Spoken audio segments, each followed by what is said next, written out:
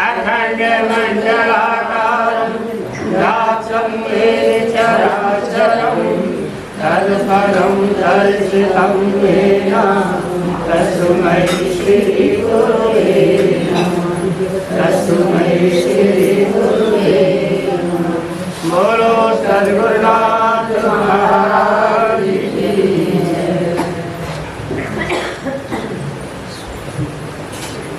एक बुढ़िया थी, उसके 4 बेटे थे, तो वो 4 भैंसें थी।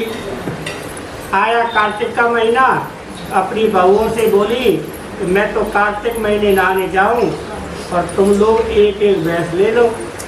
1 महीने में आऊंगी, देखूंगी कि तुम कौन सी सबसे ज़्यादा घी जोड़ पाएगी। तीनों बहुत चालाक थी।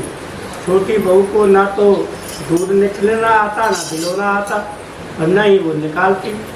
तीनों देवरानी जेठानी बोली अब देखेंगे कैसे करेगी। सासू छोटी से ज़्यादा प्यार करती थी, उसको कोई कुछ नहीं बताता था। वह बड़ी भोली भाली थी, सीधी थी। अपना सारा दूध दही पीपल पटवारी में गिरा देती। महीना पूरा हो गया, तीनों बहुओं ने डिब्बा भर के घी जोड़ रखा था। छोटी बहू पटवारी माता से बोली कि मेरी सासू आएगी तो मैं घी कहाँ से दूंगी। पटवारी माता बोली तो 4 कंकड़ ले जाकर और 4 डिब्बे में डाल देना। उसका एक एक डिब्बा भरा होगा तो तेरे 4 डिब्बे भर जाएंगे। एक बार 1 कंकड़ लेकर चली गई, डिब्बे में डाल दिए, उसके 4 डिब्बे भर गए। सासू आई तो बोली लाओ अपना अपना घी दिखाओ, किसने कितना जमा किया।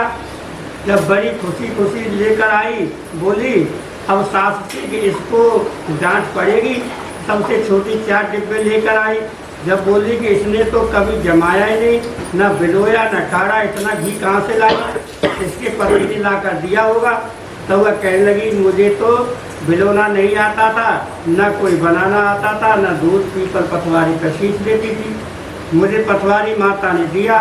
सब बोली पटवारी माता के सींचे का इतना धर्म व फल होता है तो अगले साल से हम भी इस कार्तिक नहाएंगे और पटवारी माता को सींचेंगे। बोलो विष्णु भगवान की जय। 5 दिन पटवारी की पूजा होती है, जिसको भीष्म पंचक बोलते हैं। हमारे यहाँ करते नहीं, हम लोग राई नौन खेल करते हैं ना, 5 दिन की है करवाते हैं। तो कम से कम 1 घंटा लगता है उसके लिए। उनके पास टाइम है, हाँ सब जगह करते हैं, मैं नहीं कराता क्यों, मेरे यहाँ टाइम नहीं है, सब बिजी में नहीं। बोलो विष्णु भगवान की जय। श्री लंबोदर गज बदन जय जय जय श्री गणेश। विघ्न हरण मंगल करण काटो सकल कलेश, काटो सकल कलेश। प्रथम मैं तुम्हें मनाऊं, फल फूल में स्थान सभी सामान चढ़ाऊं। 2 विद्या का दान ज्ञान ज्ञान कहाऊं। रखना मेरा मान चरणों में माथ नवाऊं। गणिदाता सरस्वती धरो तुम्हारा ध्यान। वाणी ब्रह्माणी करो मुझको आज प्रणाम।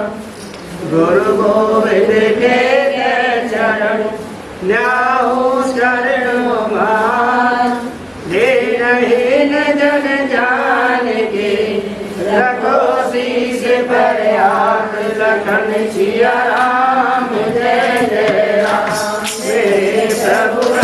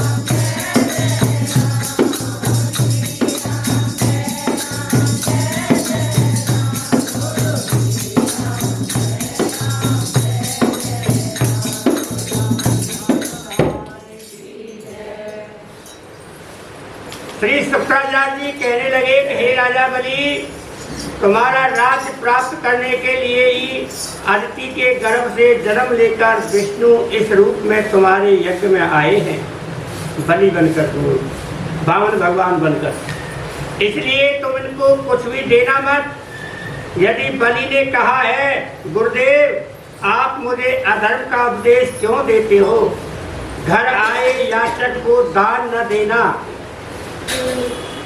अधर्म कारण नहीं तो और क्या है।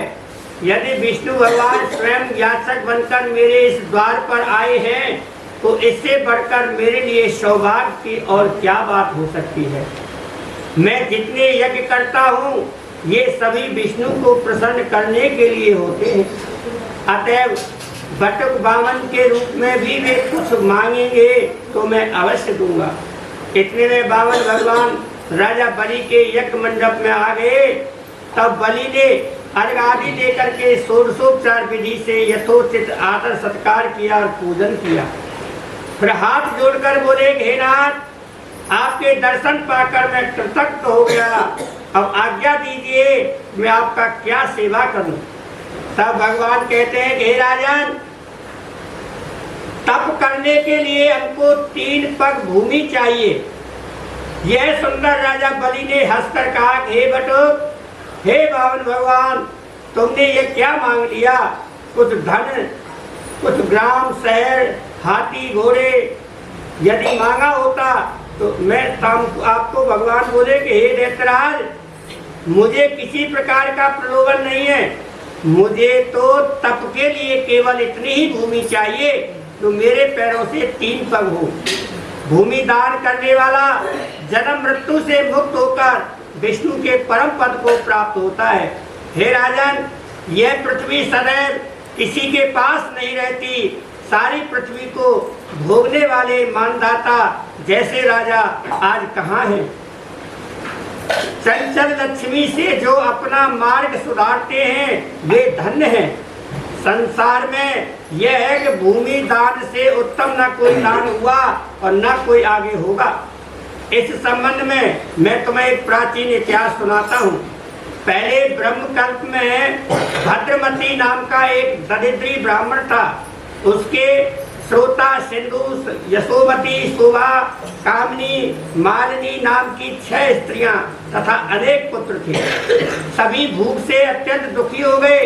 तब दरिद्रता के कारण वह ब्राह्मण सकुटम कौशाम्बी नामक नगरी में चला गया। वहां जाकर भद्रमती से सुबोध नाम का धनी ब्राह्मण से 5 पग भूमि मांगी तो उसने दे दी। इसी 5 पग भूमि दान के कारण वह सुयोग नामक ब्राह्मण को विष्णु का परम पद प्राप्त हुआ। उसके पश्चात एक अन्य ब्राह्मण के मांगने पर भद्रमती ने वह भूमि भी दान में दे दी। उससे उसे मोक्ष की प्राप्ति हुई। इसी कारण कहता हूँ कि हे राजन, मुझे भी 3 पग भूमि दो जिससे मैं भी मोक्ष का साधन प्राप्त कर सकूं। इतनी बात सुनकर राजा बलि जब युक्ति टूटी वाला लोटा गंगा सर लेकर भूमि का संकल्प करने को तैयार हो गए, तब शुक्राचार्य जी तपोवन में अपना सूक्ष्म रूप बनाकर राजा बलि के संकल्प करने को रोकने के लिए लोटे की टूटी में जल रोक कर बैठ गए। वामन भगवान शुक्राचार्य के मन की बात को जान गए। अतः उन्होंने एक तेज नोक वाली कुशा लेकर छोटे से टूटी के छिद्र में डाल दी, जिससे शुक्राचार्य की आंख फूट गई। इसके बाद राजा बलि ने 3 पग भूमि का संकल्प दे दिया। उसी समय भगवान विराट रूप धारण करके ब्रह्मलोक तक बढ़ गए और उन्होंने 2 पगों में सारा संसार नाप लिया। फिर 5 के अंगूठे से ब्रह्मादि पूछ गया और बिना मार्ग के वाली अनेक स्रोत कहने लगे। भगवान विष्णु के पैर उस जल से धोया गया। वही लोकपाल पावन निर्मल जल ब्रह्म आदि देवताओं को पवित्र करता हुआ सप्त ऋषियों से लेकर के सुमेरु पर्वत पर चढ़ गया और गंगा के नाम से विख्यात हुआ। यह देख करके समस्त देवता तथा ऋषि मुनि स्तुति करते हुए बोले, हे अनंत मूर्ति, सबके स्वामी आपको नमस्कार है। इस प्रकार स्तुति सुनकर के भगवान ने देवताओं को उनको अपना अपना स्थान दिया। और बलि को रसातल भेजते हुए उसे वरदान दिया, अग्नि में बिना मंत्रोच्चारण के जो हवन किया जाता है वह तथा कुपात्र को अपवित्रता से दिए गए दान का फल तुम्हें प्राप्त होगा। इस प्रकार भगवान ने देवताओं को सुंदर मार्ग तथा बलि को अन्य दैत्यों को रसातल दिया। इतना कृत्य करके विराट भगवान पुनः वामन रूप हो गए। तब समस्त देवताओं तथा ऋषि मुनियों को भगवान की स्तुति की। तदनुसार वामन जी तप करने के लिए चले गए। इस प्रकार पवित्र पावनी गंगा की उत्पत्ति भगवान के चरणों से हुई। इसके स्नान तथा चरणामृत मात्र से जन्म जन्मांतर के पाप नष्ट हो जाते हैं। बोलो विष्णु भगवान की जय। देखो बावन भगवान को आप सब जानते हैं, कथा भागवत कथा में आप सुनते हैं। भूमि दान से ही पवित्र दान कोई नहीं बताया।